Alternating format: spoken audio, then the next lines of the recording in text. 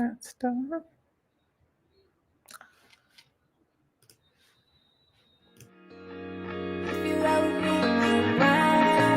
What's up, cuzzo? Where you at? You chillin'? That's what's up. Doing you.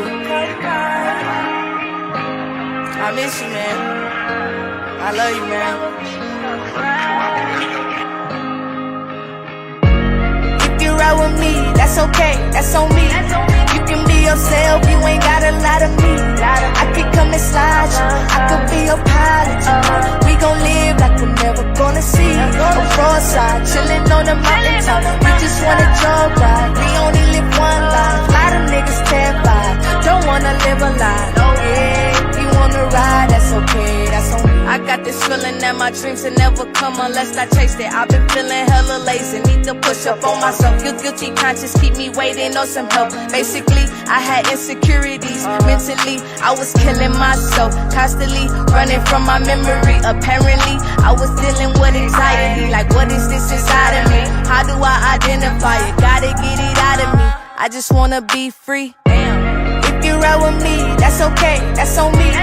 You can be yourself, you ain't got a lot of me. I could come and slide you, I could be your pilot. We gon' live like we're never gonna see. On broadside, chillin' on the mountaintop. We just wanna jog ride, we only live one life. Lot of niggas terrified, don't wanna live a lie. Oh yeah, if you wanna ride, that's okay, that's on me. Rest assured, I'ma be an entrepreneur. I can feel it out of my bones, you can smell it like cologne. I thank God for never letting go. I'm in the studio, getting ready for the radio. Every day I'm always making sure that I'ma work towards my goals. I just wanna make sure I'm on focus, I don't wanna be homeless again. I like a cash flow in a back row with a love bug and a lot of hugs. I've been done wrong since I was young. And it's crazy, cause that's all I really want. If you ride with me, that's okay, that's on me.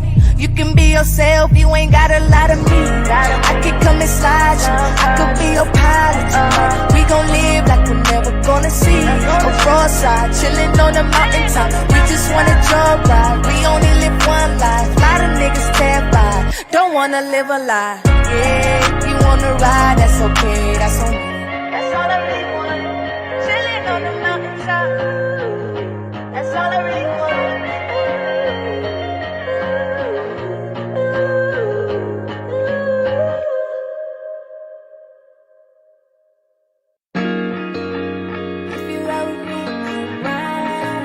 What's up, cuzzo? Where you at? You chillin'? That's what's up. Doing you. I miss you, man. I love you, man. If you ride with me, that's okay, that's on me. You can be yourself, you ain't got a lot of me. I could come and slide you, I could be your pilot. We gon' live like we're never gonna see. On broadside, chillin' on the mountaintop. We just wanna jog ride, we only live one life. Lot of niggas terrified, don't wanna live a lie. Oh yeah, if you wanna ride, that's okay, that's on me. I got this feeling that my dreams will never come unless I chase it. I've been feeling hella lazy, need to push up on myself. Feel guilty conscious, keep me waiting on some help. Basically, I had insecurities. Mentally, I was killing myself, constantly running from my memory. Apparently, I was dealing with anxiety. Like, what is this inside of me? How do I identify it? Gotta get it out of me. I just wanna be free. If you ride with me, that's okay, that's on me. You can be yourself, you ain't got a lot of me. I could come and slide you, I could be your pilot. We gon' live like we're never gonna see. On broadside, chillin' on the mountaintop. We just wanna jog ride, we only live one life. Lot of niggas terrified, don't wanna live a lie. Oh yeah, if you wanna ride, that's okay, that's on me. Rest assured, I'ma be an entrepreneur. I can feel it out of my bones, you can smell it like cologne. I thank God for never letting go. I'm in the studio, getting ready for the radio. Every day I'm always making sure that I'ma work towards my goals. I just wanna make sure I'm on focus, I don't wanna be homeless again. I like a cash flow in a back row with a love bug and a lot of hugs. I've been done wrong since I was young. And it's crazy, cause that's all I really want. If you ride with me, that's okay, that's on me. You can be yourself, you ain't got a lot of me. I could come and slide you, I could be your pilot. We gon' live like we're never gonna see. A broadside, chillin' on the mountaintop. We just wanna. Hi, Bees. Okay, so we're still okay. Look, see the stuff from last time is still here, y'all. Y'all know. Hold on, how we get rid of the stuff on the screen? Oh, it say hi. Hi, y'all. Okay, I was seeing y'all titles pull up. We got all the social worker bees in here. Y'all even got my social worker in here. Hi, Miss Stacy. Y'all know I'm a foster care child. Y'all know that. Y'all know that. Okay, so I promise y'all that we'll be back in the office this week. I'm still dealing with some stuff. My therapist is still billing me top rate. Okay, we still got trauma we're trying to get through this year. I'll be back in that office real soon, real soon. Okay, I'm still working through it. So I know why y'all here. So while y'all here, we're gonna talk about some things that y'all need to hear. Last week we had a really, really, really, really great discussion on what power is, right? And why people, especially Black women, do not obtain power. So let's see who was paying attention and who is a live in the Hive bee. Why did we say people avoid power? Someone put in the comments and I'll give you a free career coaching. Let me see who says it first. Why do we avoid power? Right? We talked about how many times those of us who want to be in power, we run away from it, right? And one of the main reasons why is what? Who knows? Let me see. Okay, I see Kay got an answer. Okay, Michaela, my sister's a social worker. I need to add her to the live. Okay, I'll give you guys a second to, oh shit. I haven't approved. Did I approve people today? Let's see. We got 6 members waiting. They might be waiting to get in a live. Let me grab. Oh no, that's a white woman. That's a no. Okay, Ray, Trudy, Abina, Sherelle, Tiff. Okay, we got everybody back in the live. Okay, good. Imposter syndrome, fear rejection, scarcity mindset. Nope. Maya, Angie got it right, Maya. Okay, Maya, you want a free career coach and inbox me, B. Y'all laugh because I said that white girl. Y'all know we don't play that mess. We ain't never that good. So again, yes, responsibility. Maya said it first. Many times, actually, no, Maya, you wrong, but I've already said yes. So you're gonna win anyway. A lot of times we do not assume power because we think that power is labor, but really power is responsibility. And this is so fitting of a title because a lot of you guys here, we have social workers, we have teachers, those of us who are in people-centered roles know what it's like to hold power and lose power, right? Let me tell y'all, as a former foster care child, which you never kind of get away from, which I understand, social work, we have medical social workers and all types, so don't even try it. But the type of social worker that most people are used to are those that are within child welfare. And as a child that was in child welfare, last week I got to see my sister speak to about 1,000 caseworkers and case managers. And I think it was 100 lawyers in there that was all a part of this child welfare system. And she was talking about our story and how we got into the foster care system, 90s babies. And these individuals were in the room trying to learn how to use their power and their voice to advocate. And a lot of you guys here, that's exactly what your title is. A lot of power and responsibility comes with being a social worker. And a lot of times you're in social services and that power isn't respected. Right. And it's not respected within the court system. And sometimes the respect you get is from the family portion. But when we start looking at that court system and trying to advocate for a child or advocate for a family or advocate for a mother, sometimes our voice gets lost. And the reason why we got into that field isn't giving you the outcomes that you have. And then that's when imposter syndrome starts to kick in. Right? We start to feel like, okay, well, are my skills good enough? And what do I do with them? And in the world of AI and technology coming out, A lot of us look at social service fields and the skills you get from that as not valuable or not worthy. And that starts to impact our own self esteem. And today, we're going to have a really good discussion about one of my favorite careers that leans extremely heavy on the skills that you guys already have. And I'm going to tell you how I got into it. So, when Black on the Job was 2 years old, we had decided to get a project management system. I was like, damn, all these niggas want resumes, and we got this Excel spreadsheet. Shit getting wild. Okay. I was working off an Excel spreadsheet in a Yahoo account, and things was going up, right? We was like, more money, more problems. I was like, this is what this looks like. And they had all these different, tech people come and try to teach us all this project management stuff. But the issue was, as we were going through all this, I am old school, right? So as everybody else is using this new project management system, Admin Sin, if you got your resume done by her, you still getting on a Yahoo account. I got documents, shit. You could text me my shit back in the day. I'll be texting the bees back. Hey girl, so how many people were you managing? Just terrible, right? Because the more clients we get, I was just not catching on. And so Laura, admin Laura, our OGB, she decided, saying, we're going to put some money together and we're going to hire a change management consultant. And I was like, what is that? What the hell is she about to do? Why I'm paying her some money? Y'all, when you first get a little bit of money, you stingy as hell. Okay. Every time somebody tell me I'll hire somebody, I was just like, shit, how much is this going to cost me? Do I got to take the full acrylics off? Are we just talking about some Swarovskis? Like, how much of a budget strain is this about to be? This lady, Black woman, she came in, she said her price was $1,500. And I was like, and she can kiss my ass with that. But I struggled, right? What ended up happening was I messed up. I had about 6 people resumes that did not go out.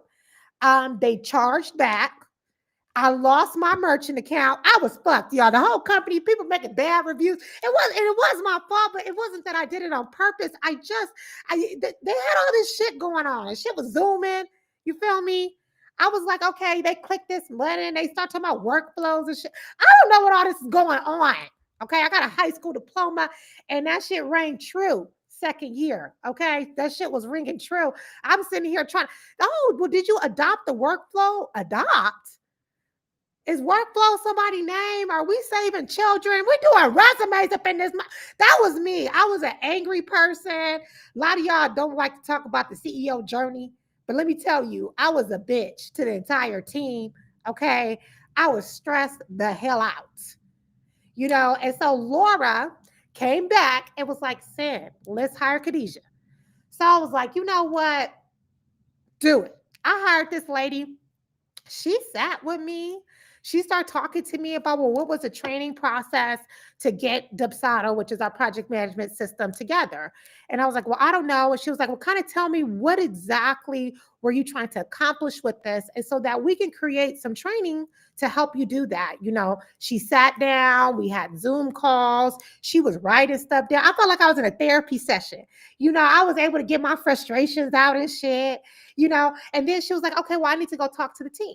So I was like, well, what you got to talk to them for? I'm thinking she's trying to steal leads. Okay. At this time, I was ghetto, ratchet, young, and wild. Okay. I knew how to write resumes, and that was it. I did not have all of the stuff that we have today. I wasn't the refined Negro you see before you. Okay. I was still rough, but that lady polished me up. And it was a lot of talking and listening and showing me end goals and how these things can be accomplished. And she found somebody in the team that was really good with this portion of training. And she was even able to kind of like create these different training documents. She kept saying SOP. And I was like, what's a SOP? She sat down, was like, that's a standard operating procedure. So this was going on. So a standard operating procedure is going to be a step-by-step guide. It's going to teach you, and I'll never forget. She was like, it's going to teach you to put your left foot down, then your right foot down. And if you're going to put your left foot down, we're going to put your right foot down. And I was like, okay.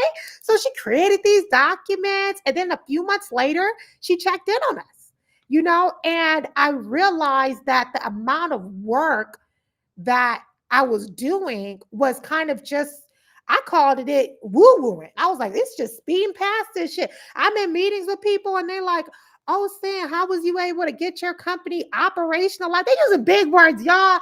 I'm trying to tell y'all I was not the refined Negro y'all see today, okay?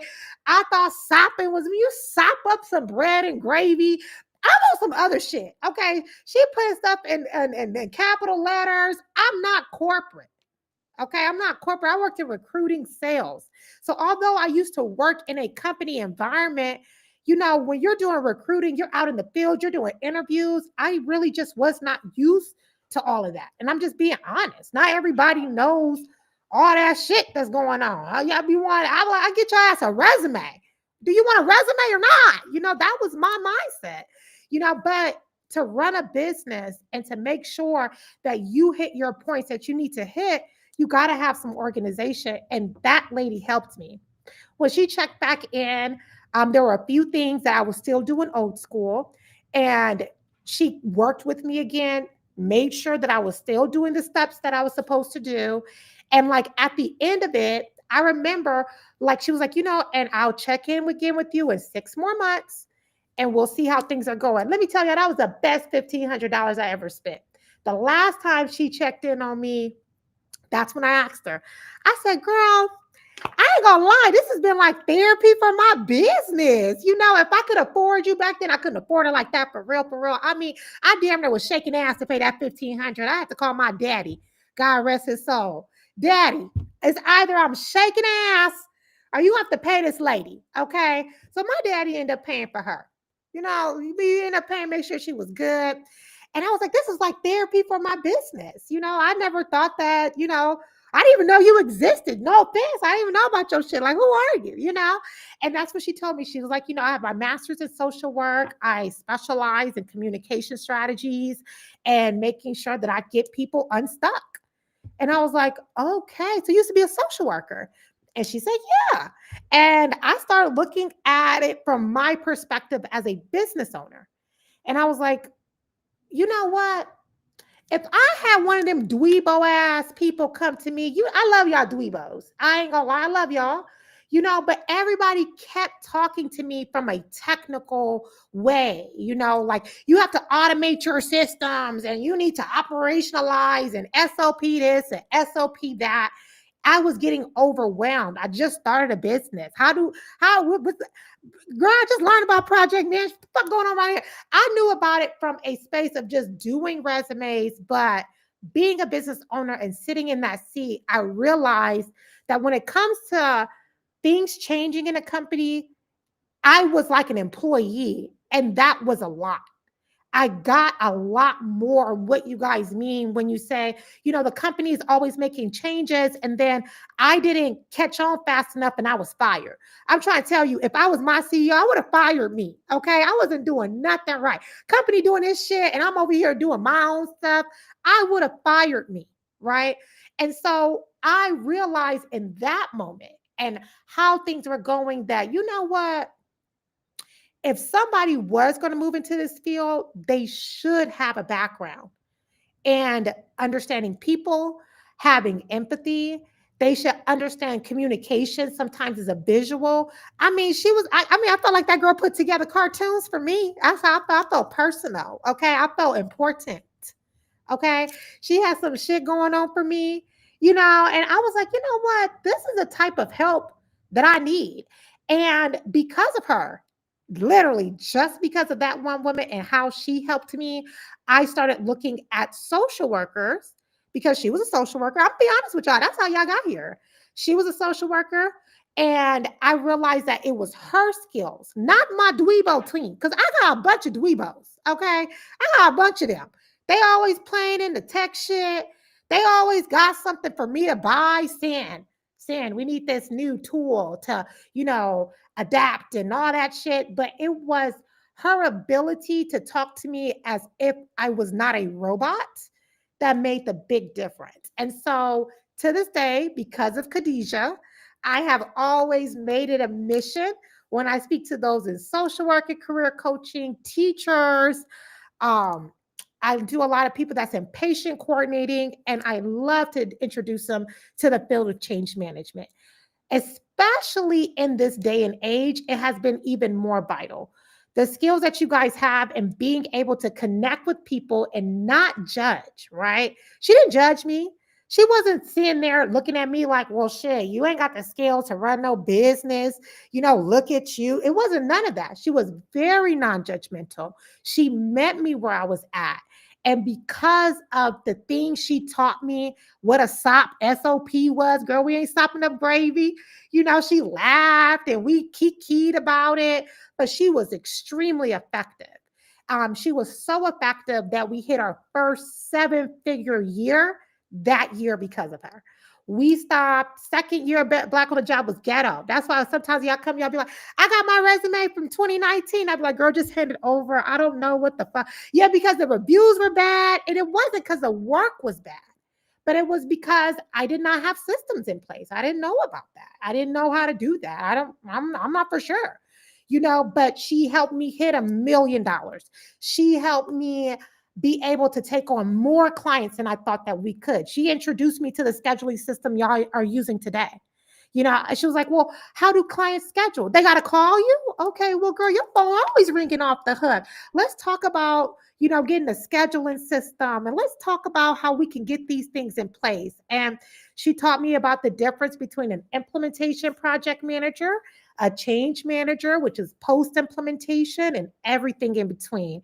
And I really do thank her to this day of how now the prices she be charging 6,000. Well, folks be like, Sin, I need a Khadijah. Can you help me? Look, homegirl price went up and she worth every dollar, right? I can't thank her enough for her skills that are not things that you truly can teach in a classroom. This is learned experience.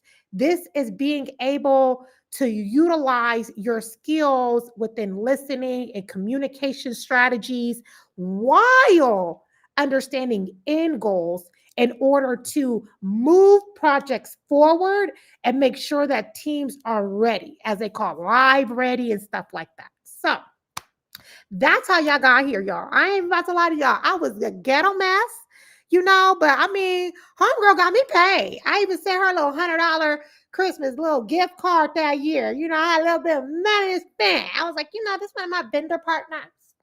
You know, let me go ahead and do what we do best. Okay. That's when I start getting a little bit more refined. But I promise y'all, if y'all know me from my ghetto days, y'all know I'm missing that lying. I'm missing that lying. Okay. So I want to introduce you to Amika. She is an OGB. She's been with us since 2021. She works within a consulting firm that does organizational change management. And we've had this conversation a few times on our Facebook comments back and forth. And she has a background very similar. I'm going to let her give her own accolades, but she has a master's in education. She is from a social work background, and she is working in a change management consulting firm. And her comment really pulled me back into the radar because she was like, hey, I am using so much of my social work skills right here in change management. And I was like, duh, I remember Khadijah. I remember. And it's always good to hear it from somebody who's inside, who's in corporate America, so you guys can see. So without further ado, let me bring on Amika. Amika, I love your name. Okay, hold on. Thank you. Hi, Amika. Hello, and you're saying it a little bit wrong. It's Amaka. I apologize, Amaka. I No, classic okay. Amika. Okay. Just you know what? It's Nicki Minaj's fault. It's Nicki Minaj's fault. I promise you. Amika. Okay, I love that. Amika. Hi, Amika. Amaka. And you Amaka. gave me the spelling. Let me see. It's okay. No, No, it's okay. I gotta see it as a U in my mind. Amaka. Okay, I got it. Hi, Amaka. I Okay. apologize. I'm so sorry. Hold on. How you read this? No, Well, it's tell okay. these who you are and what you do. Okay. And I will try to, I will, we'll send, let me know. Will people be able to ask Yeah, I'm questions? looking at the questions. Okay. Okay, cool. Just want to know so I know how to, kind of keep it short and make sure I can answer people's questions as they come along. So, Uh, everyone, my name is Amaka. Let's see here. What I'll share with you first is I have a bachelor's in social work and legal studies. So I went to UC Berkeley for undergrad, and then for grad school, I went to University of Chicago. Got my master's in social work, but at University of Chicago, they call it a master's in social service administration, and then I went to New York University and got a master's in education administration. It was through a program that I was doing at a time when I was working at schools. So, what schools have I worked at? When I finished grad school, I started as a school social worker at KIPP schools in Chicago. Spent about 10 years working in a myriad of roles there. So was a school social worker. Then KIPP has a different way in which they orient a family. So they don't just look at the kid, they look at the entire family. So then I kind of went ahead and widened my role to be a family social worker. So therefore I was able to serve the entire family unit. And then after that, I served as an assistant principal for a few years. That's when I went and got my master's in education administration through KIPP's school leadership program. Did that, then went from there and was like, hey, we're going to open more schools. Let me build out this role for myself. The superintendent of the schools at that time, she was all for it. I became their director of government affairs. So essentially over advocacy and community engagement, still social work, Right. right? Moved to Houston. I've done a few years in politics, but essentially every single role that I've had, I have used my social work skills. So what do I do now? I am a consultant. I'm a people consultant for one of the big fours. I work for Ernst & Young, one of the big four consulting firms. And in our service line consulting, I serve as a people consultant primarily focused on three things: HR transformation, organizational change management, and org analysis. So more so like workforce transformation. So what is that? What does that look like? How does that transfer? How do I transfer my skills into what I do now? I would say that when I look at org change management, it's like really all about helping organizations and people navigate transitions and adapt to like new ways of working, right? So it's a lot like social work in a sense of like in social work, we focus a lot of our energy on understanding people, addressing resistance, creating strategies to kind of help everyone adjust and thrive, right? And at its core, it's about making change easier, right, and more effective for everyone. So that is what I do as a people consultant, as a org change management consultant. I help people digest big changes that are coming. So some of the projects that I've worked on, I have worked on oil and gas projects, major transformations for the largest oil and gas companies, whether they're looking at offshoring a part of their business, whether they're looking at onshoring, whether they are looking at downsizing, right sizing.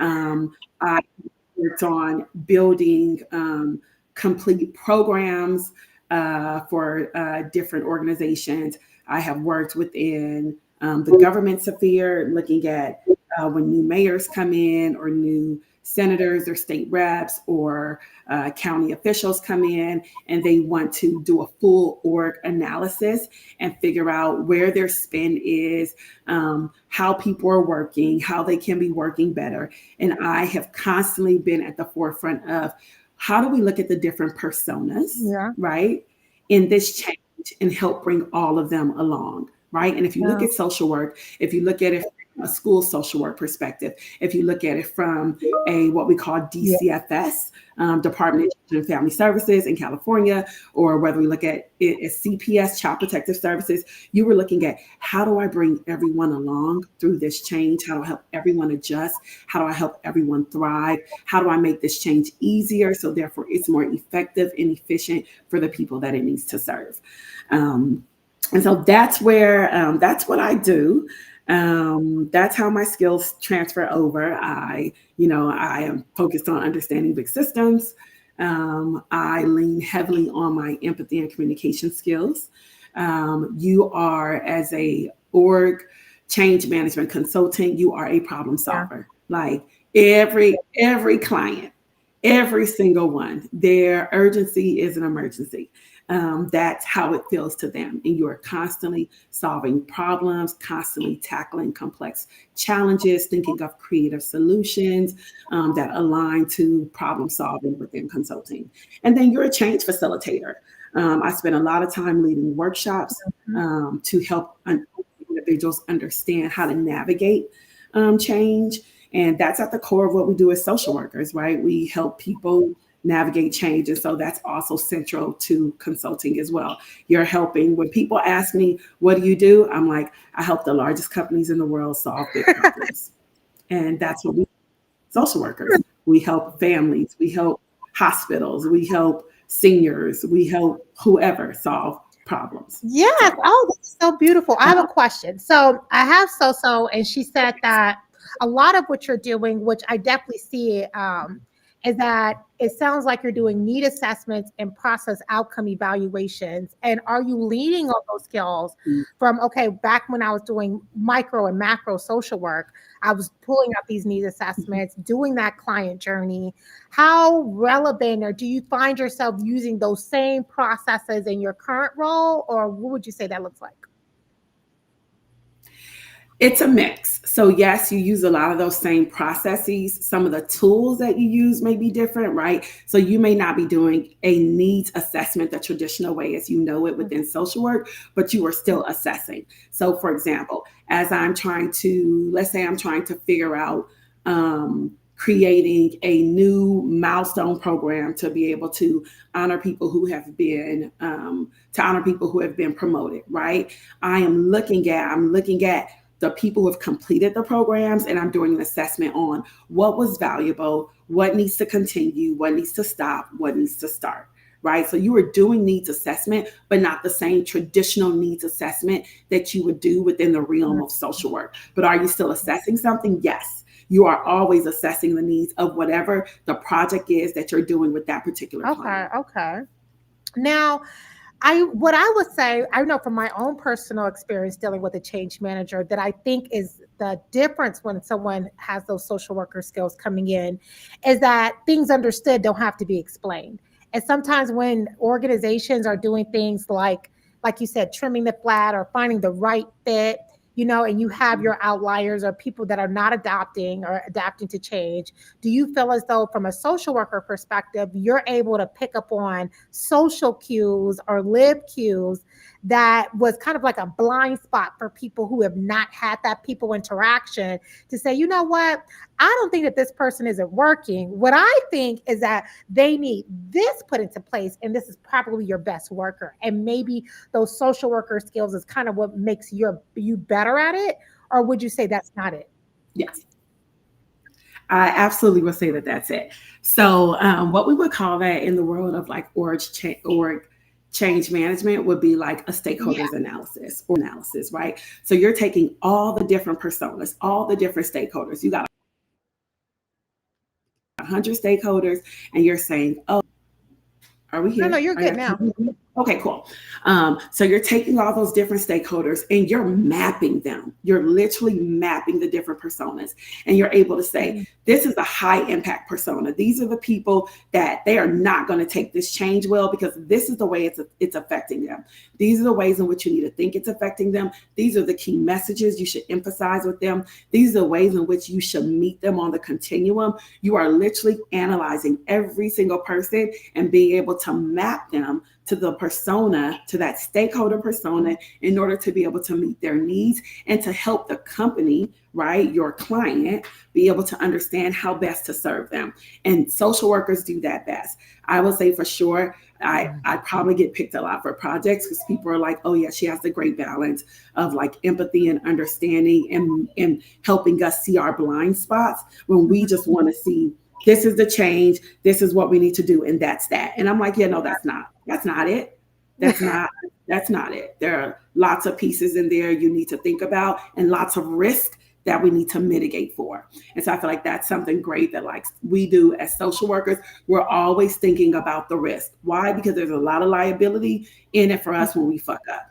And so Yeah. when you go into consulting or you're doing org change management, you're always thinking, what are the risks here? What are the risks that we're missing? What are we missing here? And then when we identify these risks, how do we solve for them so they don't become one?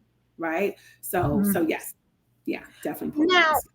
what I think that you come in with that may be very different from someone who has not had that people exposure as well is I consider social work a sister field to public health, right?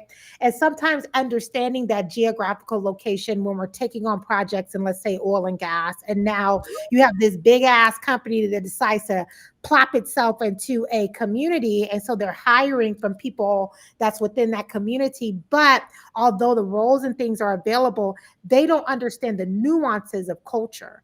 And so when they're trying to organize these teams and do these large transformational projects, not having that cultural competency and having that public health data background, that historical context at the forefront of their mind, like let's say a social worker will, that's to me sometimes is a blind spot. And I'm looking at that sometimes, like for instance, I'm a part of like the CEO program out here, and we deal with Banner Health Hospital. And I remember when they were trying to adapt, well, not trying, but when they were adapting Epic. But where that hospital was located at and the poverty on the south side of Phoenix and the people that they were hiring, I'm like, all of these things are not computing if you guys are not going to have a deeper technical training, right? Because they didn't have a change manager and we were speaking to CEO and all that was happening. And I thought in my head at that time, like, wow, having that historical context and that cultural competency must lend itself very well to where if we're doing risk analysis and we're doing contingency plans, you're able to kind of think ahead because, like you said, as a social worker, you're understanding the risk factor of it. Do you see that happening within your roles? Absolutely, absolutely. And the good thing about that is like you see it in public health here within like some of our clients because that's the beauty. I think that that's the thing I love the most about what I do is that my clients. I'm sorry, I have a raging toddler that's upstairs. Um, so my apologies because I want to screw up like stop that, but I'm not going to do that. I'm a gentle parent. Um, Malika said we just switched to Epic, and I totally get what you mean. I'm like, there's a gap, and it's not always a big patient gap, but it's like I say getting understanding. I don't understand it and stuff. But go ahead. Absolutely. Absolutely. So within org change management, you will find that like your clients will vary, right? And so even some of our clients, like hospital systems, when they're trying to roll out a change, we're like, tisk, pause for a second here. You're missing an entire community here. You're looking at it from a perspective like a very linear perspective versus a holistic perspective. Let's go ahead and break this down and look at it group by group in terms of its effects. And you just don't find a lot of people with that lens who can do that. And for sure, having a social work background allows me to be able to just kind of leverage those skills and pull in that perspective and keep it top of mind for people and help them be able to solve for it. Because sometimes the thing is, even if they are aware of it, they have no idea how to solve for it. And because they have no idea to solve for it, they just want to ignore it and hope nobody brings it up. And I'm like, yeah, no, that's not a fix. We're not going to do that one. How do you think that your master's degree in education has lended itself within your role? Or do you feel as though you're more so lending on your social? Oh, that is a good question. Um, I would say both, and I would say both, but I would probably say I don't know. I feel like I would say both evenly just because I've had the unique experience of serving in a school as a social worker, but also serving in a school as an assistant principal, right? And then also being able to like serve outside of the actual school and serve the school system and build more schools. So I feel like if you have people on this call that are teachers or whether you have people on this call who are social workers, I would say those skills complement one another so much. Are there things that, because we know that there's an overlap, right? Sometimes the teachers are fulfilling a social work role and they're like, we need a social worker because I'm playing a teacher and a social worker at work. And then you have, hold on one second. Hey, Mona Grace.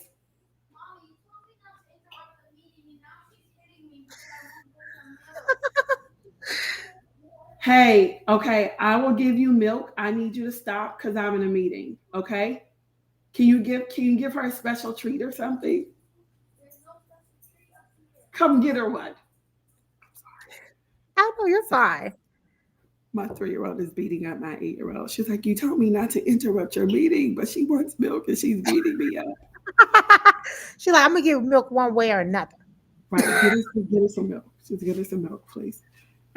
So for definitely for sure, I feel like it's a balance of skills.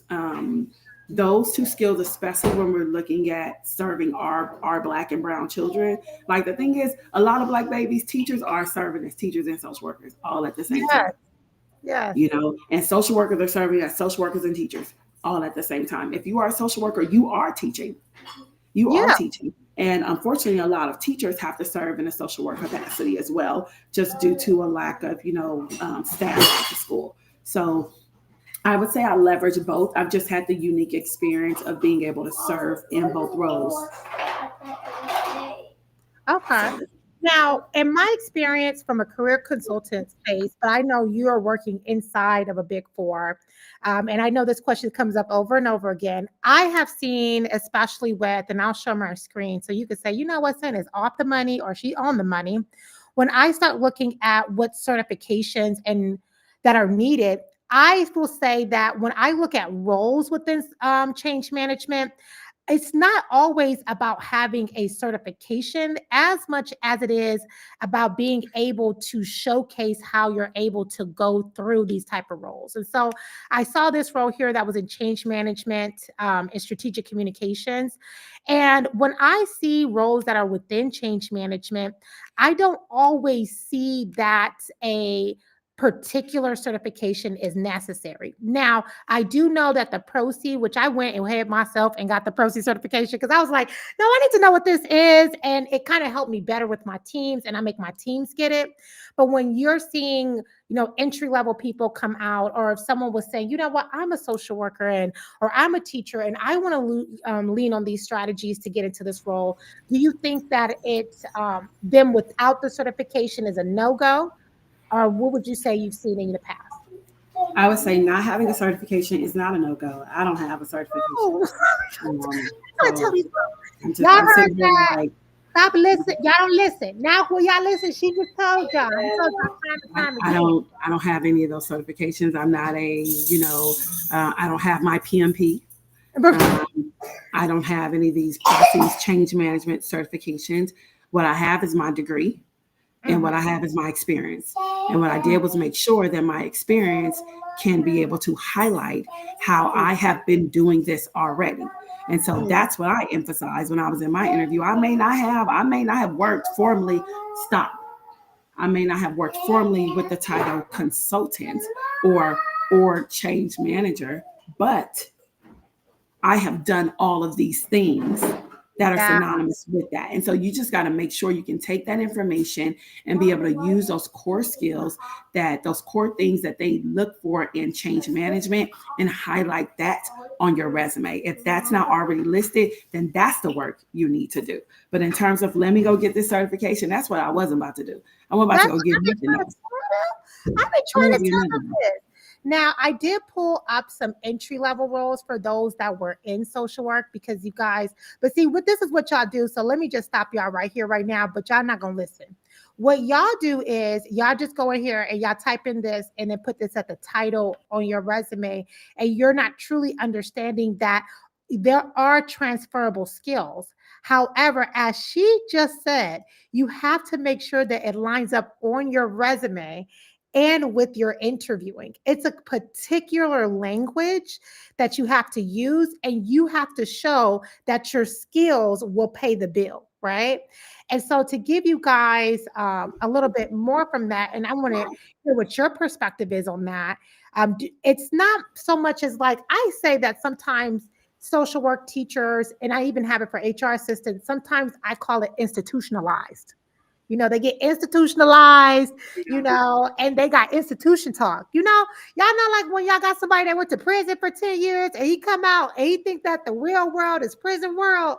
That's how y'all be acting. And so the resume and how you're presenting yourself, you're still presenting yourself as if you're in education, but you're not pulling it back into the real world, into business, into corporate, and understanding what that stakeholder needs and how to address that within your resume and how to address that within your interview. And it's such a small thing you may think, but it's actually the entire picture. Your resume and your interviewing and being able to connect the dots. Someone earlier connected, oh, this is like a needs assessment, right? And being able to connect how those things go together, that's where the strategy comes in. I think that, especially when I look at the role of change management, I consider it more of a strategic role. Right. And social workers in that strategy, the analysis, the project management and communications, I feel like are what is needed in order to be effective in that role. But if you were to say what is the most effective skills, what would you say they are? Oh, the most effective skills, I would say understanding systems. Um, I would say problem solving. I would say communication because you do as a work change manager, like you literally will be writing so many comms for your clients. Um, I would also say um, like building out processes and strategies. Mm-hmm. A curriculum development, quite honestly. Yeah. Like how you have to get like curriculum development, honestly.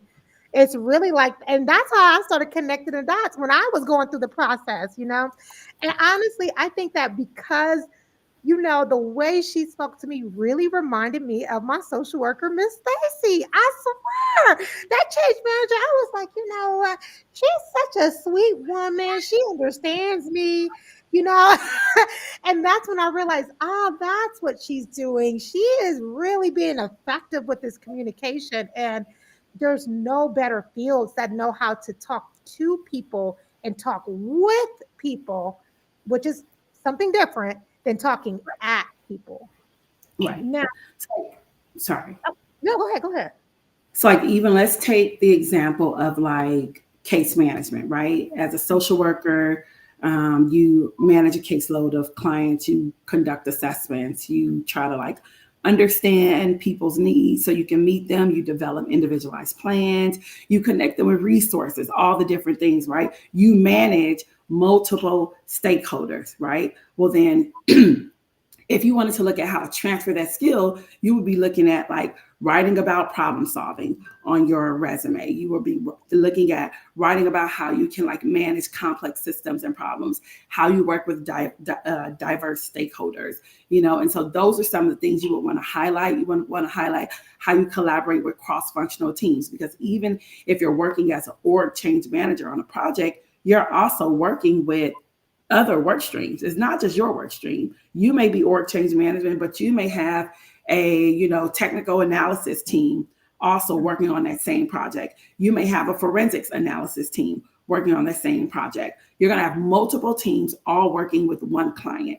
So showing how you have that cross functional team collaboration in order to bring it together for your clients, you can show that and display that through your social work experience or even through your education experience. Mm-hmm. And now I did come up with this little thing that I was going to send out to them because I love them. And y'all gonna need a resume regardless. So stop trying to do this on your own, guys. This is not your field of expertise. But that's why y'all need resume help. These were the things that I pulled out when I looked at social worker to change manager, and navigating that change. These were the things that we usually, and this is a Mhm. teaching tool that I use for my resume writers. These are the things that I have them write about. They're like, this is the literal training tools of Black on the Job of when we're talking about moving my social worker into change manager, these are the things I need for you to make sure is fully expounded on within a resume. And I think that, oh, she came back. Oh, These are, when y'all asking what are the skills y'all need, these are the ones that we are truly looking at when it comes to that. You see me? I see you. Yeah, I can see. Yep. This is it. It's the structured approach, the problem solving. I will be adding that proactive identification and analysis, adaptability and responsive strategies, stakeholder collaborations. These are the true areas that I don't. Would you say that it was scary for you to get out of the field of social services and move into business? Like the coworkers are different, the workplace is different. Did you feel out of place? I mean, I feel like, yeah, a little bit in the beginning. I think I had a little bit of imposter syndrome, just like nervous, like time out. This is a lot of money. Wait, they pay me a lot of money, and this less stress. Like this ain't adding up. I was like, should I quit my old job or keep it in case like I look at my 2 weeks and it's like, you know, jokes on you. You actually don't have a job. Um, but really, it actually was really easy for me to adapt once I got over my own self and realized, no, I do have these core skills. It actually was easy to adapt. Coworkers are different. They're different. But every project is also different too. And so that I will tell you, that's one of my favorite things. I'm like, yeah, I'm working with you, but it's only for a short time. If I don't like them, I'm like, we just here to solve this problem. And I'm moving on to another project. And if I don't like that project, you actually have the flexibility to roll off and roll into another project. And so, you know, I like that. It's just like in social work and just like in education, it doesn't get old. Every day is a new day. It's just like that as a change manager. And so I love it. And, I make really good money. I shared earlier with saying I like to talk about money. Dollars aren't a secret to me. I make over 200K and, I work from home. Bold Right now, about girl. That's you I am see, you can get the 100% parent remote. better when you got a bigger salary. You see, less stress. You feel like you have less stress in Right. your job now? Yes. And, like I said, I choose projects that align with my goal of being promoted to the next level. So like even like right now, I chose a project where I do a couple of days in the office at my oil and gas client's office, because I know that it's a really good project to get promoted on. And like, I'm trying to break 500K. So I'm like, I want to become a senior manager and I want to become a partner. And so, I try to keep myself aligned to my goals of progression. And so 200,000 ain't enough for me. And I know that you said at your firm you see people range from 90 to 400,000. And someone is asking, Monet and Zenobia is saying, do you feel as though you lost your fulfillment? Right. So, because people move into social worker because they love people. And I've been trying to tell folks, but that's something that they're asking. Like, do you feel like you lost your fulfillment now that you are making 200,000 working from home with your kids? But I don't know. Let me ask you. No, so I would say this. There are a couple of different things. Let me tell you what I tell I have like a group of girls that I mentor. I tell them you can still. So one, do I still get fulfillment at work? Yes, I do. I am very strategic about the projects that I sign on to. I don't let it be that partners are just interviewing me to come onto a project. No, I'm interviewing your ass. Is your project a good fit for me? If not, I pass it up and I go for the next project. The other thing is what I always tell my mentees is that you can make money, and if you not find the fulfillment in the money that you're making or in the role that you're doing day to day, you can still do something to fulfill your passion outside of work and still make the money. So for me, I just don't believe in being broke. That's my thing. I don't believe in being broke. I don't believe in working a bunch of damn hours to be broke or to be stressed. And so, do I get fulfillment from work? Absolutely. Like there to be able to see the fruits of your labor manifest before your eyes when you're solving big problems for companies, and you're able to keep the intentionality and keep in your head, you trying to make sure the Black people at the place is good too. And no one may not have that lens. Like I can tell you, every single project that I've worked on, I've probably been, this project, I'm the only Black person. Maybe like the last 5 projects, I've been like the only Black person. So I'm able to keep a lens that people may not have when it comes to trying to covet the people who look like me. at that place where I'm trying to solve the issue. And that's a very unique thing that I get to do. So I don't take it for granted. But with that being said, do I still want to be able like to serve young girls how I have before in my social work role? Yeah. So I got a whole little posse of girls that I mentor who are in high school and college. But I still make my 200K and do it instead of making 75K and doing it.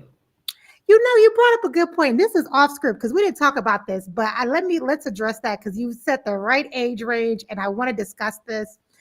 I know, and I don't. You'll be able to understand. Y'all gonna get upset for a second, then y'all gonna get back down.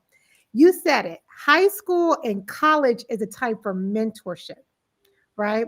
There is a time for strategy and consulting, but that mentorship, when do you feel is right to where you say, you know what? Because some people are saying, well, can you mentor me? Can you mentor me?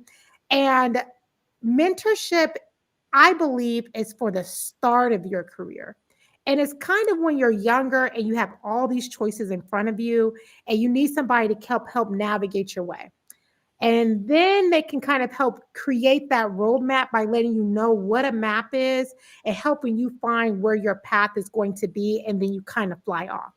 In your mentorship, when you say you're doing high school and college kids, do you mentor people that are older than that? Do you mentor people that are younger than that? How do you know it's a good fit for you, or how do you know when someone is ready? Okay. Mommy, I want cookies. Okay, I'm gonna let y'all know right now. 3-year-old about to walk. She got a bag on her head because I'm conditioning her hair. So just come sit by me. I'm sorry, y'all, or she won't be quiet. So just sit right here, baby. Don't even just let her be. Okay, you have to be quiet. You want mommy to get in trouble? No, let's be quiet. Just sit here with your hands together. So, mentorship. Do I mentor people who are older than high school or college age? Yes. Do I have mentors still? Yes. But I think I regard my mentors, I maybe not use the title mentor. I kind of have I keep a personal board of directors, and that board evolves as I evolve and as I set my goals for myself. So when I look at my 1, my 5, and my 10-year goals for myself, I then build a board of directors that aligns to those goals, whether it's career, whether it's financial goals, whether it's personal goals, whether it's emotional goals. I built that board of directors, and I lean on those people on the board who serve a specific purpose for me. Those are what I would regard as my mentors. Now, I also believe in shepherds. You need shepherds where you work, right? So I have some shepherds where I work to help me steward along my path, because I don't believe in trying to, if I don't have to break down the door, I don't want to, and if I don't have to find a seat or make a seat, silence, please, ma'am. If I don't have to find a seat or make a seat, I don't need to. So if I can have a shepherd who has a seat at the table who will advocate and vouch for me, then that's what I prefer. And so I try to be mentors and shepherds and on other people's boards. So I do think that while the prime age to have a mentor who helps you navigate what your path should be or what options, that's not kind. What options you should embark on, the right age for that is high school and college, because then it helps people to make less what I would call is missteps, or not have to go down so many roads, right? Just to get back on a different road. They help them kind of create that alignment for what they want for themselves. And like I said, I see, someone had put about finding that fulfillment outside of work. I tell people all the time, if you can take your passions, take what you're passionate about and what you're good at. Mommy. Gracie, I need you to be quiet. What you're doing right now is not okay. You're disturbing people who need to hear mommy talk. I will get you a cookie. Go tell your sister to get you a cookie right now. Then mommy says so. You can find that fulfillment. You can balance it and still find it in work. The problem is there are a myriad of roles in which you can do that. And a lot of times our understanding of what those roles are very siloed and pigeonholed. I never knew anything about an org change manager until someone came up to me literally at my kids' lacrosse practice and was like, hey, have you ever thought about being a consultant? And I'm looking at this clear lady like, leave me alone. Okay. Leave me alone. I ain't got no time. She was like, no. She was like, you would be an amazing org change management. Like, I focus on org change management. Let's just go to coffee. Let's talk about it. So, like Mhm. 9 months later, I went to coffee and I talked about it. And so I would not have known this role existed had not someone brought it to my attention. And so that's why when I saw this listed, I was like, oh no. I was like, let me tell you how this transfer over so people know what they can do, and what's possible and the money that they can make with less stress. And people, I saw people putting in the chat yesterday about like having their summers off and things like that, and like their breaks off with their kids. When my kids out of school, I'm out of school. I'm out of work, period. I'm in Houston, Texas. It snowed here yesterday and today. My kids ain't go to school, and my ass stay right here at Yes. home. And Break 2 weeks off, day off, I'm off. I get unlimited PTO at my mm, job. So just yeah, things like especially that. when you're on the consulting side, and you definitely broke it down. See, I say mentors, and then I say strategists. You're calling them your board of directors, and I say that those are like the strategists, which are two different sections, right? I think mentors, I say mentors for mapping and strategy for planning, right? Because when you have your strategists, it's not just one. It's a team of them. And it's like you said, you have a strategist for emotions. That's my therapist. I have a strategist when it comes to my personal planning. That's going to be my best friend. I have a strategist when it comes to, you get what I'm saying? But the mentorship and mapping is separate from the strategist. I like your board of directors and that shepherd because I think that sometimes, especially with mentorship, because mentorship is a lot of heavy lifting too. It's a lot. It's a lot. And I do get mentorship, but I'm like, sometimes y'all asking for coaching and mentorship strategists. Mm, These are all different different buckets. things. Because Yeah. coaching costs. Yes. Mentorship is usually from the good of your heart. And that's a completely different thing, which is why I Yes. know people usually get Very younger true. mentors and mentees. That's Yes. usually the younger ones. Because what you need is like you said, a consultant, a shepherd, Yeah. someone that's Yeah. leading you. That's going to Or be like coaching services, you know. Yeah. it's completely different as far as, and then I've seen people like with project managers. I would say that's the field that do it more than any. You'll see a project manager book a consulting with a project manager, Hmm. and they're going to get that coaching and they're going to make that investment in making sure that, hey, you know what, I'm time for my next step. That mentorship, you're drawing that map out with them. You're going through, you're teaching them how not to get caught up in the quicksand. And it's different buckets for it. I like Shepherd though. But oh my gosh, and I know your babies, we're not gonna keep you any longer. I don't think we have any more questions here. So if you could say, someone would say, they want to do this, and they're saying, you know what, if my next step is to get into this world, you know, I know first step is your resume. I'm not gonna lie to you, but I'll let her tell you. What would you say would be the very first step that they need in order to say, you know what, I want to do this? If you could just give me my next step, what would it be? You said don't say resume? Well, I'm not gonna say resume because they gonna think I'm lying. What would you say? I would say, first, look up some org change management roles. Look up Okay. org change management. Look up some of them and look at what they are asking. Like what? Look at this. Look at the skills. Look at what the description of the work is, and then get your resume prepared to be able to apply to some of those roles. Right? Because the worst thing you want to do is to find a role and not be prepared to submit for it. Yeah, yeah. And I'm going to do a favor for you guys, but thank you so much. I appreciate you coming and teaching them about this. Of Um, course. your daughter's so beautiful, and I truly appreciate it. It's really good for someone to see it, especially for those that were, in your field too. This is such good work. Thank you so much. Of course. Of course. Get Always happy to help. two cookies. She wants two cookies. Even got 2 cookies and a sippy cup full of milk. So want, are you okay? Because I'm going to send you guys a follow-up email. I've already researched some roles for you guys and broke down the skills. I'll be too nice to y'all sometimes. So I know some of them is going to want to follow you on LinkedIn. Are you okay with me sharing the LinkedIn information with yeah, you? that's fine. That's fine. They can follow me on LinkedIn. That's fine. Thank you. I want you to get the kids to bed. I appreciate you for being an OGB. I No thank you problem. so much. And I hope you and your family have a beautiful evening. All right. You too. Take care, everyone, and best of luck. Thank you. Bye. All right, y'all. How y'all feeling? Y'all feeling good? Are y'all feeling good?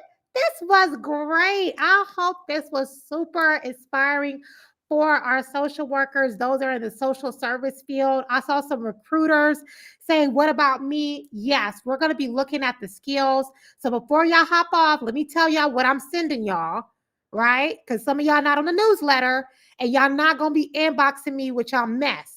So hold on 1 second, okay? Let's get some things together. Okay, we're gonna get some things together. Just for a second, because if you want to move into the role, you want to be all the way prepared.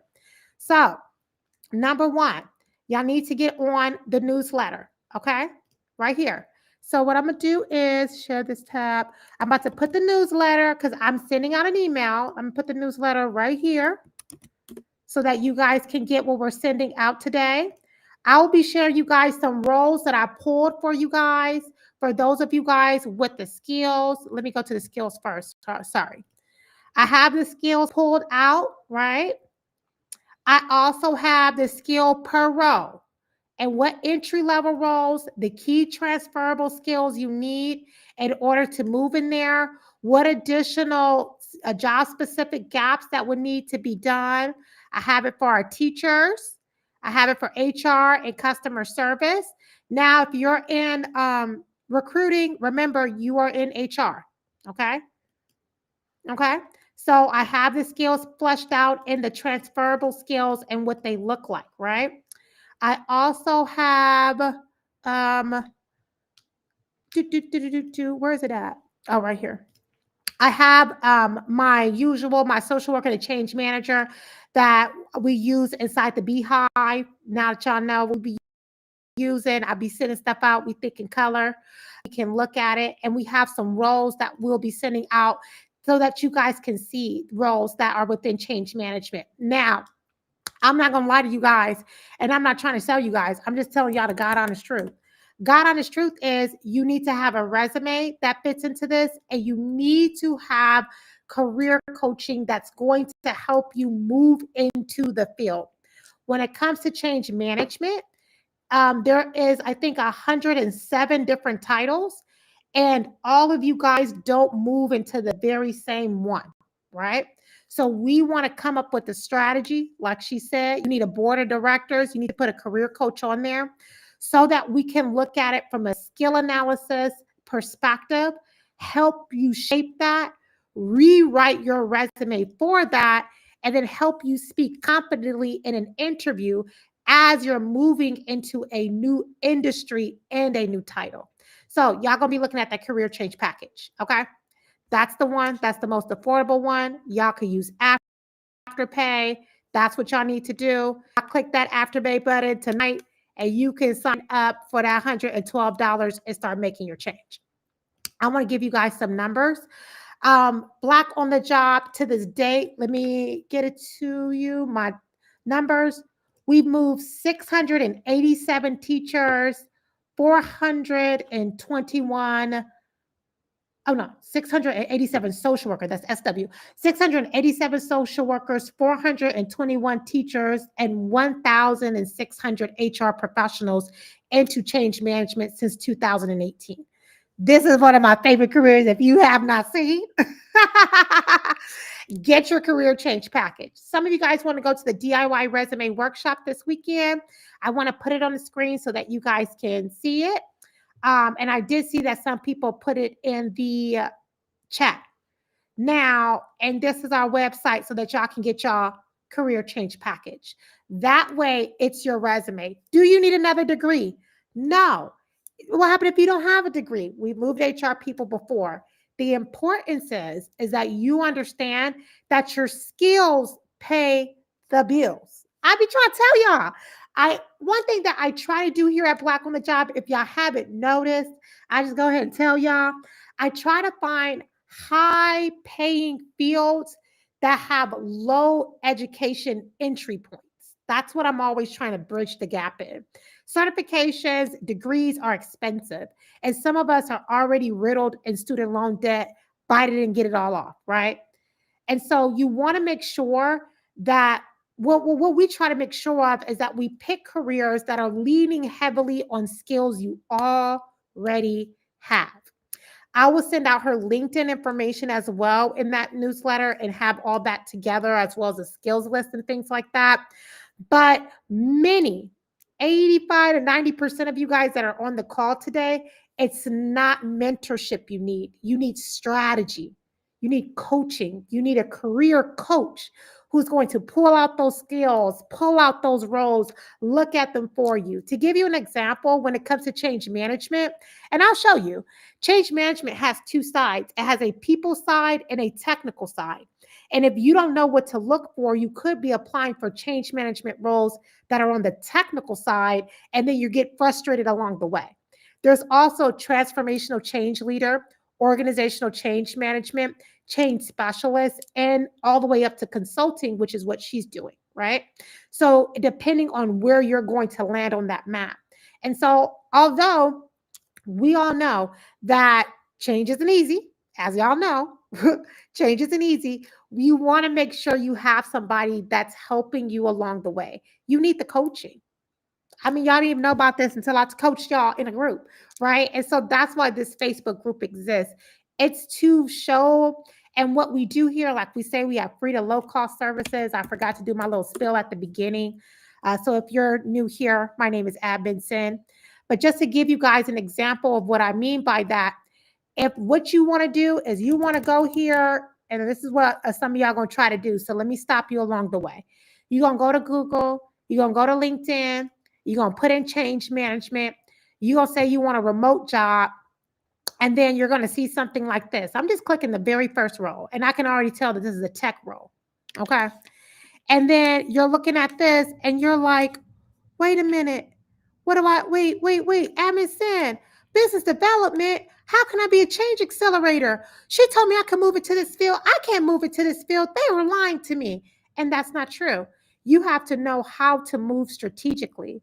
It's not about just hopping ship. It's about having a strategy and putting a plan into place. We want to make sure you don't need a headhunter. That's the thing. You're putting your entire career in someone else's hands. You don't need a headhunter. When you do the career coaching, not only do we send you a list of roles that you can apply to, when you buy it within that career change package, you get career coaching. They map out which roles you can apply to. They send you those roles. They tell you what skills are needed. They meet with the resume writer. They write that resume together. That resume comes back. They prep you for that interview. You have everything you need. So the headhunting portion of it is kind of done. I know, Khadijah. I know what your asses be doing. Okay? You gotta come from a place of insight. Knowledge is free, but insight costs. And so that's how you want to present. I'm saying the career change package because I want to make sure that we are sensitive to economic situations, right? Because once you're looking at that, you have to make sure your LinkedIn is together. And there's resources within the group to where you don't have to go up in the package. But this is the most affordable one. And that's the bare minimum you need to move. So if you're saying, you know what, Sam, I'm just going to do a DIY workshop so I can move it to change management. Don't come talking to me because things didn't work out. You're not going to be a part of my numbers anyway, because I track my numbers. But when it comes to social workers, social services, how we train, how we do things, we got to come up with a plan. It takes my resume writers, our resume writing training for change management is 4 months, I think. So my writers, the ones that are $200 million in salary increases, have to go through 4 months of training before I even let them touch a change manager resume, especially career changing, that social work on over to change management. You got to go through training. And I just showed you the first page. Okay. I just want to be clear with y'all. Now, it ain't nothing to it but to do it. Some of you guys have the DIY workshop coming up. Y'all want to make sure y'all there for it. Let me see how we do that.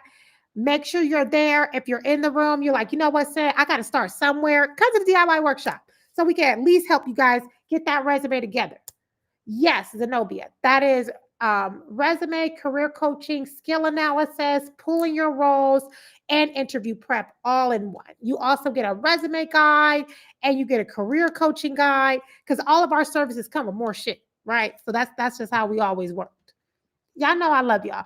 I want to show you guys example career coaching notes, but I need to get permission from the people that I send the notes out to ensure that they're okay with us showing, what that looks like. And so even with our resume reviews, for y'all who be with Admin Joe, y'all know, y'all be getting the everything in the kitchen sink. So we want to make sure that you have that conversation and that you're not dealing with these things alone. Okay. I'll make sure I send you guys out the skills. I'll send you out some example roles. I'm going to send you guys out that document I showed you guys. And tomorrow, I'm going to show you guys some before and after of resumes so you guys can see what that looks like on both sides. Next week, I think we had somebody in the group that wanted to go over policy and cybersecurity. So I'll be having another guest, guys. But let me know.